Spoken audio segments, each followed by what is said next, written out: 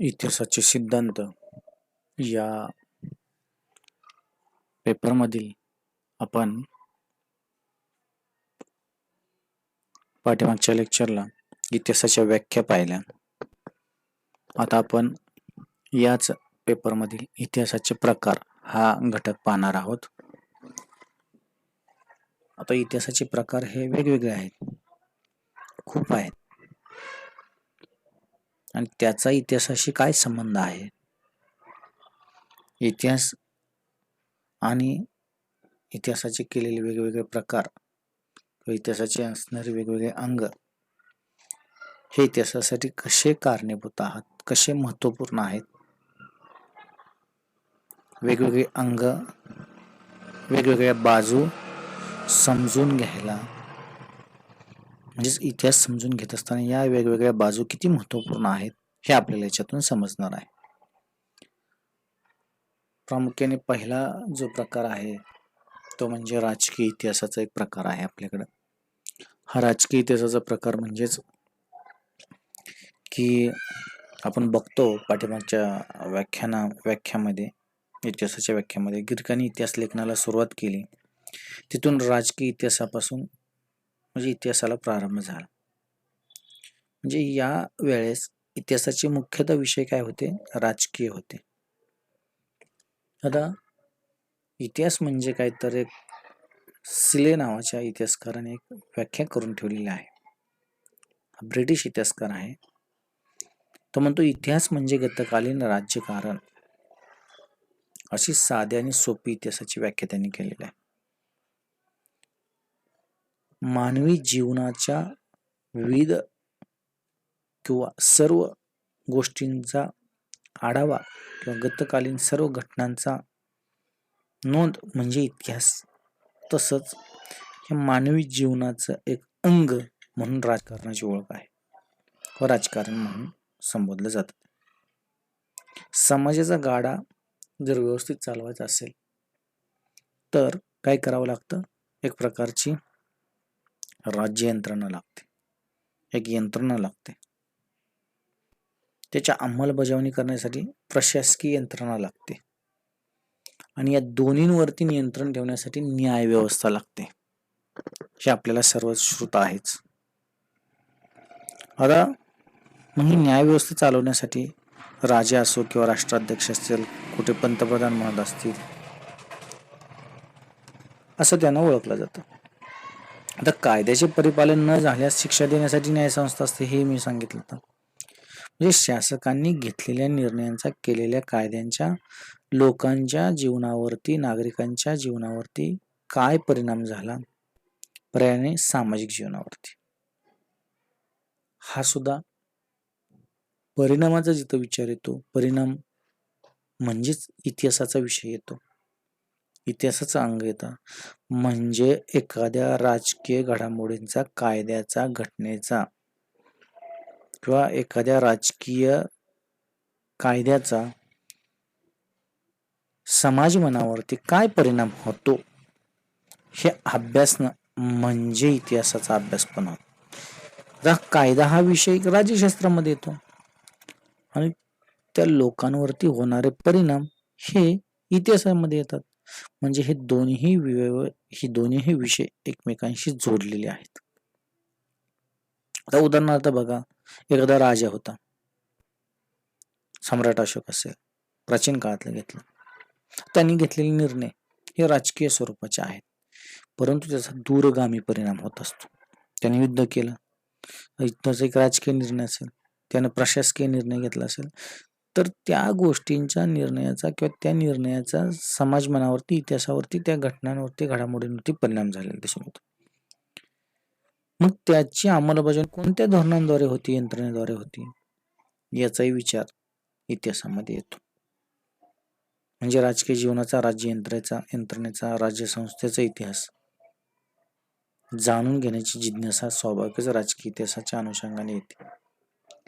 म्हणजे राजकीय साधनं जर आपण बघितली, आता उदाहरणार्थ मराठा कालखंडामध्ये, पेशव्यांच्या कालखंडामध्ये कागदपत्रांचा आढावा घेतला तर आपल्याला तत्कालीन इतिहास समजत असतो. राजकीय पत्रव्यवहार, राष्ट्रातील पत्रव्यवहार, आज्ञापत्र असतील, प्रशासकीय कामकाजांचे अहवाल असतील, कायदे मंडळाच्या कामकाजाचे अहवाल असतील. म्हणजे आपण जे बघतोय की आपल्याला हा जो साधने, या राजकीय साधनाचा इतिहासाला काय फायदा होतो हे आता आपण पाहतोय. आपण याच्या अगोदर राजकीय इतिहास म्हणजे काय पाहिलं, राज्यशास्त्र आणि इतिहासाचा संबंध कसा आहे ते पाहिलं. आता राजकीय साधनं इतिहासाला कशी सहाय्यक ठरतात ते आपण बघतोय. म्हणजे त्यावेळेस जी काही आज्ञापत्र होती, शासकीय दरबारातल्या नोंदी असतील, राष्ट्रातील पत्रव्यवहार असेल, याच्यातून त्या कालखंडातल्या गुपित किंवा त्या कालखंडातले व्यवहार, राजकीय व्यवहार कळत असतात आणि त्याच्यातून समाज मनावरती होणार असणार होत किंवा झालेला परिणाम कळतो. आता या कागदपत्रांच्या सोयीमुळे संग्रह प्रकाशित झाले वगैरे, शिवकालीन कागदपत्र असतील, पेशवे दप्तरातील कागदपत्र असतील, मराठा सरदारांची कागदपत्र असतील, स्वातंत्र्य संग्रामाच्या बाबतीतली कागदपत्र असतील, ही गॅझेट म्हणून सेव्ह करून ठेवलेली. ओके, सार्वजनिक जीवनातील पुढाऱ्यांचे खाजगी पत्रव्यवहार सुद्धा राजकीय इतिहासासाठी उत्तम साधन ठरलं. म्हणजे जवाहरलाल नेहरूंचे जे काही लिखाण आहे ते नेहरू मेमोरियल ग्रंथालय म्हणून जतन करून ठेवण्यात आलं. तसंच पुण्यातील भारत इतिहास संशोधक मंडळ सुद्धा आहे. जे प्राचीन इतिहासासाठी अभ्यासासाठी लागणारी जर आपण बघितली हस्तलिखित नाणी पाहिली तरी आपल्याला त्याच्यातून काय होतं, ते इतिहासाच्या संशोधकाला मदतगार ठरत असतं. अशा पद्धतीने राजकीय साधनं इतिहासासाठी उपयोगी ठरतात का, तर ठरतात, हे आपल्याला इथं समजून येतं. तर याच्यानंतर राजकीय घडामोडी आणि इतिहास. काही राजकीय घडामोडी घडत असतात, त्या घडामोडींचा इतिहासावरती परिणाम होत असतो, हे आपण तुम्हाला सांगितलेलं आहे. की जे काही घडामोडी घडतात, म्हणजे राजकीय एखादा निर्णय घेतला गेला, तर उदाहरणार्थ जर पंतप्रधान मोदींनी नोटाबंदीचा निर्णय घेतला, राजकीय निर्णय झाला, किंवा संचारबंदीचा निर्णय घेतला, तो काय झाला, एक प्रकारचा निर्णय हा समाजावरती लादलेला असला तरी तो काय होतो, इतिहासाचा अभ्यासाचा विषय ठरत असतो. आता हीच काही गोष्ट अगोदरची जर घेतली, इंदिरा गांधींनी राजकीय निर्णय घेतला आणीबाणी घोषित करायचा, परंतु तो इतिहासाशी संबंधित आहे. या घडामोडी इतिहासाच्या अभ्यासाच्या अंतर्गत येतात. म्हणजे राजकीय आणि घडामोडी आणि इतिहास हे अतिशय जवळचे असलेले दिसून येतात. त्याच्यानंतर राजकीय इतिहासामध्ये राज्यघटनेचा इतिहास सुद्धा महत्वपूर्ण ठरतो. प्रशासकीय इतिहास सुद्धा महत्वाचा ठरतो. ओके, त्याच्यानंतर कायद्याचा इतिहास सुद्धा महत्वपूर्ण ठरतो. ओके, तर हा प्रशासकीय इतिहास आणि हा राज्यघटनेचा इतिहास. आता राज्यघटनेचा इतिहास जर पाहायचा असेल तर राज्यघटनेचा इतिहास हा एक महत्वाचा प्रकार आहे की राज्यघटना का निर्माण झाली, त्या राज्यघटनेचं स्वरूप काय आहे. इथं आपण कॉन्स्टिट्यूशन पाहतोय. राज्यघटनेचं स्वरूप काय, त्यात कोणते कसे बदल झाले, मूलभूत तत्वे कोणते आहेत, हा विषय रोचक ठरला आहे. आता कित या इतिहासकाराने इंग्लंडचा घटनेचा इतिहास लिहिला, अमेरिकेच्या घटनेचा इतिहास, अशा काही गोष्टी आहेत. भारतीय राज्यघटना असे काय. आता प्रशासकीय इतिहास म्हणजे ही जी प्रशासन व्यवस्था चालते, ह्या प्रशासकीय व्यवस्थेचा आढावा आपल्याला याच्यातून घेता येतो. म्हणजे हे आज जे प्रशासन उभं राहिलं त्याला पूर्व परंपरागत चालत असणारी प्रशासन व्यवस्था सुद्धा कारणीभूत ठरलेली दिसून येते किंवा थोडीशी आधारभूत ठरलेली दिसून येते. आपण प्रत्येक जी काही स्थित्यंतर घडवत असतो किंवा घडत असतात, त्याच्यामध्ये पाठीमागच्या घडामोडींचा महत्वपूर्ण आढावा असलेला दिसून येतो. तर त्याच्याही पुढं गेलं की आपल्याला कायद्याचा इतिहास पाहायचा. हा एक इतिहासाचा प्रकार असलेला दिसून येतो, कायद्याचा इतिहास.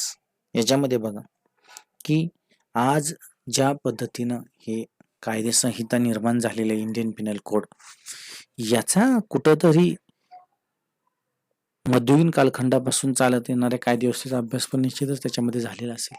शिक्षेचे प्रकार किंवा तोही कालखंड जर आपल्याला त्यावेळेस शिक्षेचे, आता छत्रपती शिवाजी महाराजांच्या काळातल्या शिक्षा व्यवस्था पाहिली तर आपल्याला त्यावेळेसचा इतिहासाचं आकलन होण्यासाठी जास्त मदत होते. म्हणजे छत्रपती शिवाजी महाराजांनी एवढे कठोर कायदे केलेले होते. त्या कठोर कायद्याची अंमलबजावणी सुद्धा केली जायची. म्हणजे शिवाजी महाराजांचं स्वराज्य, राज्य हे लोककल्याणकारी, लोकहितकारी असलेलं दिसून येतं. ज्या राज्यामध्ये कायदा व्यवस्था चोख बजावली जात असेल, तिथली लोक सुखसंपन्न, सुखी असताना दिसून येतात. आता याच्यानंतर युद्धांचा इतिहास, लष्करी इतिहास इथं आपण लिहिलेला नाही. लष्कराचा इतिहास सुद्धा अतिशय महत्त्वाचा असलेला दिसून येतो. हा लष्करी जो इतिहास आहे तो खऱ्या अर्थाने काय आहे, आपल्याला महत्त्वपूर्ण ठरतो. तो कशा पद्धतीने ठरतो, तर युद्धस्य कथा रम्य या उक्तीप्रमाणे सुद्धा महान सेनापतींचे डावपेच, युद्धनीती, त्यांच्या शस्त्रास्त्रांचे वर्णन, युद्धांचे वर्णन काही लोकांनी करून ठेवलेले आहेत. ओके, अशा पद्धतीनं म्हणजे एसन्स यांचा मिलिटरी हिस्ट्री ऑफ द मराठ्यांचा जो काही लष्करी इतिहास आहे तो त्यांनी सेपरेट लिहिला आहे. हा एक इतिहासाचा प्रकार करून झालेला आहे. म्हणजे असे वेगवेगळे इतिहासाचे प्रकार असतात असं आपल्याला याच्यातून दिसून येतं. राजकीय इतिहास आपल्याला निश्चितच समजला असेल असं मी म्हणतो. आपण याच्यामध्ये राजकीय इतिहास म्हणजे काय पाहिलं, राज्यशास्त्र आणि इतिहास संबंध पाहिला, राजकीय साधने आणि इतिहास, याचं राजकीय साधने इतिहासासाठी कशी आवश्यक ठरतात, सहाय्यक ठरतात, आणि ती कशी कशी आणि कोणते कोणते आहेत, त्याचा राजकीय घडामोडी इतिहास पाहिला, आणि राजकीय इतिहासाचे प्रकार जे त्याच्यामध्येच आहेत ते खऱ्या अर्थाने इतिहासा अभ्यासाच्या अनुषंगाने येत असतात ते आपण पाहिलं. अशा पद्धतीनं हा राजकीय इतिहासाचा घटक आपण इथं पाहिलेला आहे. आता याच्या पुढचा जो प्रकार आहे तो प्रकार आहे आर्थिक इतिहास. हा आर्थिक इतिहास सुद्धा अतिशय महत्त्वाचा असलेला दिसून येतो. आता हा आर्थिक इतिहास म्हणजे काय, तर आर्थिक इतिहास म्हणजे माणसाच्या आर्थिक व्यवहारांचा इतिहास होय. आता अर्थव्यवस्थेचा इतिहास महत्त्वपूर्ण असलेला दिसून येतो. आता फार पूर्वी किंवा अगोदर आपल्या एक मनामध्ये संकल्पना असते, युद्ध म्हणजेच इतिहास, एखाद्या राजाचं, एखाद्या घराण्याचा इतिहास म्हणजे वर्णन म्हणजेच इतिहास. परंतु ही सगळी व्यवस्था चालती कशाच्या अनुषंगाने, अर्थव्यवस्थेच्या दृष्टिकोनातून चालते. आपण आर्थिक इतिहासाची व्याख्या काय केली की माणसाच्या आर्थिक व्यवहारांचा इतिहास म्हणजे आर्थिक इतिहास. आता प्राचीन कालखंडामध्ये अशी व्यवस्था होती का, तर तशी पाहायला गेली तर ती एक आर्थिक व्यवस्था होती, आर्थिक व्यवहार होते. म्हणजे काय, पोटाची खळगी भरण्यासाठी तर लोकांना काय करावं लागायचं, निसर्गात जे मिळेल ते गोळा करून काय करावं लागायचं, खावं लागायचं. त्याच्यानंतर त्यांनी क्रमाक्रमाने काय केलं, बुद्धी कौशल्याचा वापर केला, माणसाने स्वतःच्या बुद्धीचा वापर केला आणि नैसर्गिक गोष्टींवरती हळूहळू मात केली. म्हणजे अगदी आगीचा शोध लावला, इथून पासून चाकाचा शोध लावला, मग वस्तू विनिमय झाला, व्यापार सुरू झाला, अशा पद्धतीचं काही वस्तू उत्पादन व्हावं लागलं. अशा वस्तूंच्या देवघेवीसाठी व्यापार सुरू झाला. तसंच तंत्रज्ञान विकसित झालं. जसं मी म्हटलं की त्या कालखंडातलं चाकाचा शोध ही टेक्नॉलॉजीच होती, तंत्रज्ञानच होतं. अशा नवनव्या प्रक्रिया, नवनव्या वितरण पद्धती रूढ व्हायला लागल्या. आर्थिक व्यवहारांचा परिणाम समाजाच्या रचनेवरती, समाजातील भिन्न गटांच्या वेगवेगळ्या संबंधांवरती झाला. तर राष्ट्र जसं हा समाजाचा झाला, तसं राष्ट्राच्या स्पर्धेतून, आर्थिक स्पर्धेतून वसाहतवाद आला, साम्राज्यवाद आला, राष्ट्रवाद निर्माण झाला. परंतु साम्राज्यवाद आणि वसाहतवादी हा आर्थिक इतिहासाचे मुख्य अंग असलेले दिसून येतात. तर अर्थव्यवस्थेचा जो अभ्यास आपण करतो, ही दोन संकल्पना आधुनिक कालखंडाच्या अनुषंगाने अतिशय महत्वपूर्ण आहेत. म्हणजे आर्थिक भरभराटीच्या काळात देशात शांतता नांदून कालांना प्रोत्साहन मिळेल, तर आर्थिक हालाकीने हिंसक उठावांना व भीषण संघर्षांना जन्म दिला. म्हणजे बघा, आर्थिक स्थिती ही त्या कालखंडात अतिशय महत्वपूर्ण असलेली दिसून येते. जर एखाद्या राष्ट्रामध्ये खूप भरभराट झाली, आर्थिक विकास झाला, तर त्यावेळेस काय होती, शांतता नांदते, सुख समृद्धी येते आणि कलांना प्रोत्साहन भेटते. आता प्राचीन कालखंडामध्ये, गुप्त काळामध्ये जर एखाद्या किंवा गुप्त काळानंतर काय झालं की फार मोठ्या प्रमाणामध्ये कलांना प्रोत्साहन आलं. तर मग याचा अर्थ आर्थिक भरभराटीचा तो काळ होता असं काही इतिहासकार मांडतात. हे मतांतर आहेत, त्याला थोडेसे विरोधी ते किंवा त्याला थोडेसे काही वेगळी मतही आहेत, अपवाद पण आहेत. जर एखाद्या राष्ट्रामध्ये आर्थिक हालाकी असेल तर तिथं काय होतं, उठाव होतो, बंड होतो. आता सुद्धा जर आर्थिक हालाकी असेल तर बघितलं ना आपण, मध्य आशियातले काही देश आज सुद्धा बंड करतात, उठाव करतात, होत असतात. एवढे आज लोकशाही संपन्न देश निर्माण झाले या जगामध्ये, तरी सुद्धा काही राष्ट्रामध्ये अशा हिंसक गोष्टी होतात. अगदी काल परवा बघितलं आपण तर एका देशातलं कझाकिस्तानचं मुख्यालय पेटवून देण्यात आलं, गव्हर्नरचं निवास पेटवून देण्यात आलं. अशा काही गोष्टी घडत असतात. म्हणजे आर्थिक विकास अतिशय महत्वाचा असतो. आता अशी काय आर्थिक साधनं आहेत का की ज्याच्यातून इतिहास आणखीन स्पष्ट होतो? तर आहेत असे नानाविध किंवा घटक आहेत त्याच्यासाठी. ते म्हणजे बँक आहेत, शेअर बाजार, औद्योगिक व व्यापारी कंपन्या आहेत, सेवा कंपन्या आहेत, कृषी संस्था आहेत, जमिनीवरचा महसूल आहे, जमिनीवरची कर पद्धती आहे, श्रमिक वर्गाचं वर्गीकरणावरून कळत असतं. म्हणजे अशी जी काही साधनं आहेत किंवा घटक आहेत आर्थिक व्यवस्थेतले, त्याच्यातून तत्कालीन इतिहास समजण्यासाठी काय होत असतं, महत्वपूर्ण ठरत असतात हे घटक. हे अतिशय महत्वपूर्ण आहे. म्हणजे आर्थिक घडामोडी सुद्धा घडल्या किंवा आर्थिक घटक जे आहेत हे आपल्याला यातून समजून घेता आले पाहिजेत. म्हणजे फक्त राजकीय इतिहास म्हणजे एखाद्या लढाईचं वर्णन म्हणजे त्या काळातला इतिहास नव्हे, तर आता नवनवीन संकल्पना रूढ व्हायला लागल्यात ह्या आर्थिक इतिहासाच्या किंवा इतिहासाच्या बाबतीतल्या. म्हणजे आता 19व्या शतकामध्ये उत्पादन वृद्धी झाली, नव्या नव्या नवनवीन तंत्रज्ञान निर्माण झालं, त्याच्यामुळे आर्थिक इतिहास लेखनाला चालना मिळाली. वसाहतवादाच्या विकासाबरोबर काय झालं की आर्थिक व्यवहारांचा सुद्धा अभ्यास आवश्यक वाटू लागला. आता आर्थिक व्यवहारांचा इतिहास आवश्यक वाटण्यासाठी का असं झालं, तर वसाहतवादानंतर मोठ्या प्रमाणामध्ये औद्योगिकरण झालं आणि औद्योगिकरण झाल्यानंतर काय झालं, कामगार वर्ग आणि भांडवलशाही वर्ग निर्माण झाला, विरोधाभासाचे गट निर्माण झाले. पूर्वी जमीनदार होते आणि कामगार होते, त्यांच्या जमिनीवरती काम करणारे, त्यांच्याही संघर्ष दिसून येतो. म्हणजे हा आर्थिक संघर्ष दिसून येतो. आर्थिक असमतोलातून किंवा आर्थिक विकासातून सुद्धा संघर्ष जाणवतो. म्हणजे कोणत्याही संघर्षाचं मूळ बऱ्यापैकी अर्थव्यवस्थेत दडलेलं असतं, असं कार्ल मार्क्सनं त्यांनी काय केलेलं आहे, स्पष्टीकरण केलेलं आहे. कार्ल मार्क्सचं अतिशय महत्वपूर्ण योगदान त्याच्यामध्ये असलेलं दिसून येतं. म्हणजे त्यांनी काय केलं की भौतिकवाद्य भाष्य करून आर्थिक व्यवहारांकडे पाहण्याची एक नवी दृष्टी इतिहासकारांना दिली. म्हणजे माणसांच्या सर्व कृती किंवा ज्या काही कृत्य आहेत किंवा ऍक्शन रिएक्शन आहेत त्याचा उगम आर्थिक व्यवहारात असतो असं त्यांनी मांडलं. म्हणून त्यांनी आर्थिक हेतुमूलकतेचा सिद्धांत मांडला कार्ल मार्क्सने.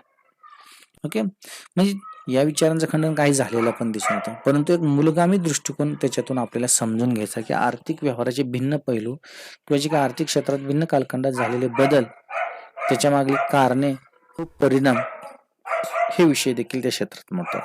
कृषी क्षेत्राचा विचार करताना सरंजामदारी, लहान शेतकरी, सधन शेतकरी, परस्पर विरोधी हितसंबंध, कृषीविषयक कायदे, शेतमजुरांची स्थिती, औद्योगिक क्षेत्रातला जर विचार करत असताना भांडवलदार कारखानदारांचा संघर्ष, दळणवळणामध्ये जर बदल झाला तर औद्योगिक क्षेत्र विकसित होतं, मुक्त व्यापाराच्या धोरणाने काय होतं, आर्थिक क्षेत्राचा विकास होत असतो. म्हणजे नियंत्रित उद्योग असेल, अशा वेगवेगळ्या घटकांचा, घडामोडींचा इतिहासावरती परिणाम होत असलेला दिसून येतो. आता अशा पद्धतीचा आपण एक आर्थिक व्यवस्थेचा, आर्थिक घडामोडी आणि इतिहासाचा आपण संदर्भ पाहिला, आर्थिक साधने पाहिले, अर्थशास्त्र आणि इतिहासाचा संदर्भही पाहिला.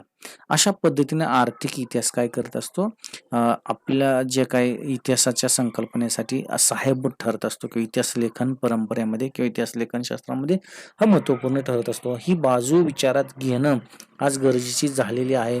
आर्थिक विषय बाजूला ठेवून इतिहास लेखन हे लिहिणं हे संपूर्ण किंवा परिपूर्ण ठरू शकत नाही. आता असे काही ग्रंथ आहेत 20व्या शतकामध्ये की ज्याचं भौतिकवादी भाष्य करून त्यांनी काय केलं, इतिहास लिहायचा प्रयत्न केला. म्हणजे डी डी कोसांबी सारखे, दामोदर धर्मानंद कोसांबी यांनी प्राचीन भारताचं भौतिकवादी भाष्य केलं. म्हणजे प्राचीन भारतात याचा अभ्यास करताना नानकशास्त्राचा त्यांनी अभ्यास केला उदाहरणार्थ. म्हणजे त्याच्यातून अर्थव्यवस्था त्यांनी समजून घेतली, कोणत्या राज्याची, राजाची परिस्थिती काय होती ते.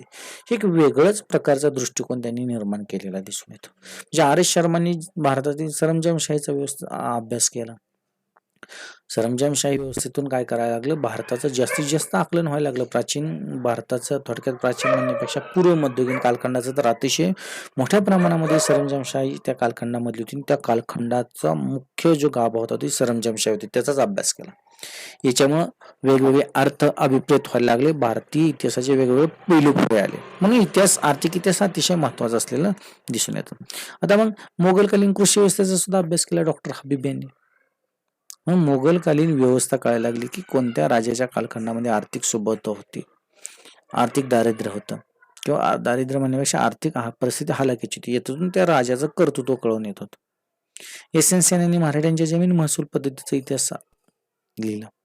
हे छत्रपती शिवाजी महाराजांची कायदे, जमीन महसूल व्यवस्था, कर व्यवस्था किती चोख होती हे आपल्याला समजलं. म्हणजे त्या कालखंडामध्ये, मध्ययुगीन कालखंडामध्ये अशी व्यवस्था स्थिरपणे राबवण्याचा प्रयोग जर पहिल्यांदा कोणी केला असेल तर शिवाजी महाराजांनी केलेला दिसून येतो. इरफान हबीब आणि तपन चौधरी असतील, यांनी सुद्धा काय केलेलं आहे, भारताच्या आर्थिक इतिहासामध्ये मोलाची भर घातलेली दिसून येते. हे न विसरता येण्यासारख्या गोष्टी आहेत. हे आर्थिक इतिहास आपण याच्यामध्ये घेतलेला आहे की आर्थिक इतिहास कसा महत्वपूर्ण आहे आणि भारतीय इतिहासामध्ये कोणत्या आर्थिक ग्रंथामुळं असं नवीन विश्लेषण कोणी केलेलं आहे त्याचा आढावा आपण इथं घेतलेला आहे. ओके, अशा पद्धतीने आपण आर्थिक इतिहास म्हणजे काय, अर्थशास्त्र इतिहास संबंध, आर्थिक साधने इतिहास, आर्थिक घडामोडी आणि इतिहास पाहिला. आता याच्यानंतर आपल्याला पुढचे घटक पाहिजे सामाजिक इतिहास. त्याच्यापूर्वी आपण थोडीशी मागं जाऊन त्याची थोडीशी पार्श्वभूमी पाहूया की कशा पद्धतीनं हे घडून आले. राजकीय इतिहास पाहिला आपण, बरोबर. राजकीय इतिहासामध्ये राजकीय इतिहास म्हणजे काय पाहिलं, राज्यशास्त्र आणि इतिहासाचा संबंध पाहिला. ओके, हे पाहिलं. त्याच्यानंतर राजकीय साधने कोणती आहेत आणि ज्याच्यातून इतिहास समजण्यास जास्त मदत होती ते पाहिलं. राजकीय घडामोडी पाहिल्या, त्याचा इतिहासावरती कसा परिणाम होतो ते पाहिलं. त्याच्यानंतर राज्यघटनेचा इतिहास पाहिला, प्रशासकीय इतिहास पाहिला, कायद्याचा इतिहास पाहिला. म्हणजे हे सगळे इतिहास हे राजकीय दृष्टिकोनातून येणारे प्रकार म्हणून पाहिले आपण. ओके, त्याच्यानंतर काय पाहिलं आपण, आर्थिक इतिहास पाहिला. हा अर्थ गाभा अतिशय महत्वाचा असतो हे आपण त्याच्यातून पाहिलेलं दिसून येतं. म्हणजे कार्ल मार्क्सचं उदाहरण आपण याच्यामध्ये घेतलेलं की आर्थिक हितमुलकतेचा त्यांनी सिद्धांत सांगितला आणि कशी पद्धतीनं आर्थिक व्यवस्था सामाजिक व्यवस्थेवरती परिणाम करत असते किंवा सगळ्याच घटकांवरती परिणाम करत असते. म्हणजे त्यांनी काय केलेलं आहे, ही अर्थव्यवस्था सर्वात प्रथम सांगितलेली दिसून येते. तर त्याच्यानंतर आर्थिक इतिहास म्हणजे काय पाहिला, आर्थिक इतिहासाची व्याख्या पाहिली आणि अर्थशास्त्र आणि इतिहासाचा काय संबंध येतो तेही याच्यामध्ये पाहिलं. त्याच्यामुळे आर्थिक साधने कुठली, इतिहासाचा जास्तीत जास्त आकलन होण्यासाठी महत्त्वपूर्ण असलेला घटक दिसून येतो. आर्थिक घडामोड्यांनी इतिहास पाहिला आणि काही भारतीय इतिहासकारांनी भारतीय इतिहास समजण्यासाठी कसे ग्रंथ लिहिले आणि त्याचा एक आढावा आपण घेतलेला दिसून येतो. अशा पद्धतीनं तुम्हाला हे इतिहासाचे 2 प्रकार निश्चित समजले असतील. तर काय अडचणी असतील तर तुम्ही कमेंट बॉक्समध्ये प्रश्न विचारू शकता. ओके, धन्यवाद.